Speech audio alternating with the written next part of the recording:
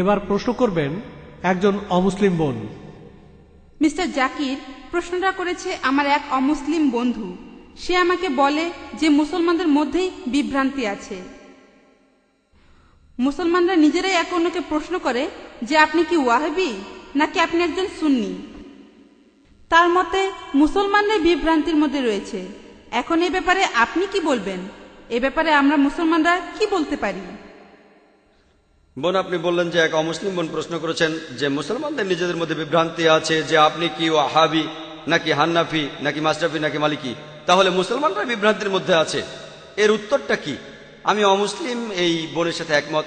দুর্ভাগ্যজনকভাবে মুসলমানরা এখন অনেক ভাগে বিভক্ত। তবে আমি যখন হিন্দুদের বেদ পড়তে বলছি তখন মুসলমানদেরও কোরআন পড়তে বলছি।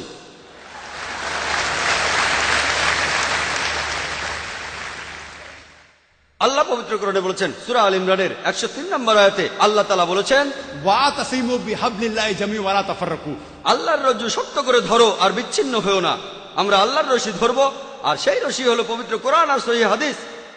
আল্লাহ কোরআনে বলছেন সূরা আল আনামের 159 নম্বর আয়াতে উল্লেখ আছে, যারা দিন সম্বন্ধে নানা মতে সৃষ্টি করেছে, হে রাসূল, তাদের দায়িত্ব তোমার নয়। ইসলাম ধর্মে বিভিন্ন দল আর মত তৈরি করা এটা নিষিদ্ধ, এটা হারাম।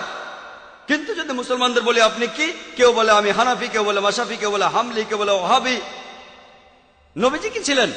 তিনি কি হানাফি? তিনি কি মাশরাফি? তিনি কি হামলি? তিনি কি মালিকি? তিনি কি ছিলেন? তিনি মুসলিম ছিলেন। পবিত্র কোরআনে সূরা আল ইমরানের 52 নম্বর আয়াতে উল্লেখ করা আছে ঈসা আলাইহিস সালাম, যীশু খ্রিস্ট, তিনি মুসলমান ছিলেন। পবিত্র কোরআনে সূরা আল ইমরানের 67 নম্বর আয়াতে উল্লেখ আছে যে ইব্রাহিম আলাইহিস সালাম তিনিও মুসলিম ছিলেন। পবিত্র কোরআনে সূরা ফুসিলাতে 33 নম্বর আয়াতে উল্লেখ করা আছে, ওয়ামান আহসানু ক্বালাম মিম্মান দাআ ইলাল্লাহি ওয়া আমিলা সালিহান ক্বালা ইন্নানি মিনাল মুসলিমিন।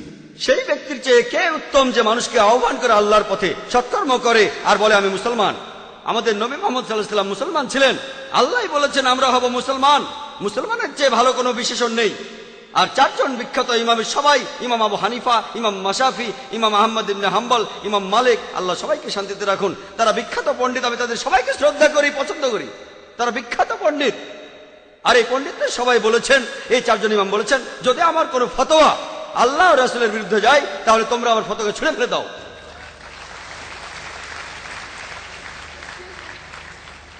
যদি ভালো করে দেখেন, এই যে ইমাম যারা ছিলেন তারা মুসলমানদের বিভক্ত করতে চাননি।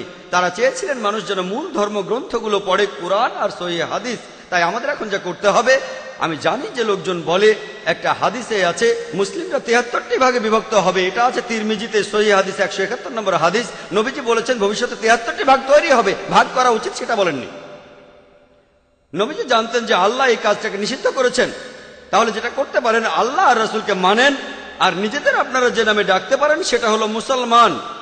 যে কোনো পণ্ডিত, পৃথিবীর যে কোনো পণ্ডিত, ধরলাম তিনি পৃথিবীর সবচেয়ে বড় পণ্ডিত, তার কাছে প্রমাণ দেখতে চান, কুল হাতু বুরহানাকুম, আপনার প্রমাণটা দেখান। যদি সত্যি বলে থাকেন, আপনি নির্দোষ হলে তার প্রমাণ দেখান। তাহলে যদি কোনো পণ্ডিতের সাথে মতভেদ হয়, তার কাছে প্রমাণ দেখতে চান, প্রমাণটা নিয়ে পরীক্ষা করুন। এজন্য আমি রেফারেন্স দেই। আমি যা বলি, জাকির যা বলে, ইসলামে তার কোনো মূল্য নেই, জিরো, শূন্য। সেজন্যই বলি, জাকির বলেনি, আল্লাহ বলেছেন কুল হুয়াল্লাহু আহাদ, বলো তিনি আল্লাহ এক, অদ্বিতীয়। আমি জাকির বললে ইসলামে এটা মূল্যহীন, শূন্য। আল্লাহ যা কিছু বলেছেন সেটা মানতে হবে, নবীজি বললে সেটাও মানতে হবে। সেজন্য বোন, মুসলিমদের বিভক্ত হওয়া উচিত না, আমাদের শুধু মুসলিমই বলা উচিত। আর কোরআন আর সহিহ হাদিস আমরা মেনে চলবো। যারা বিভিন্ন মতের সৃষ্টি করে তারা ইসলামের বিরুদ্ধে।